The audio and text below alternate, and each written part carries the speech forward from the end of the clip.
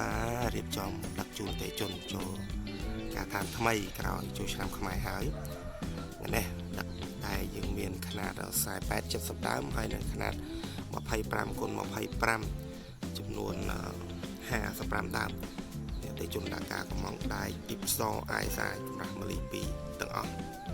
ចំអកគុណច្រើនទេជនសម្រាប់ទំនុកចិត្តដាក់ការកំងមកខាងប្អូនសម្រាប់ពុកម៉ែបងប្អូនដែលកំពុងតែស្វែងរកដៃទីបហើយចង់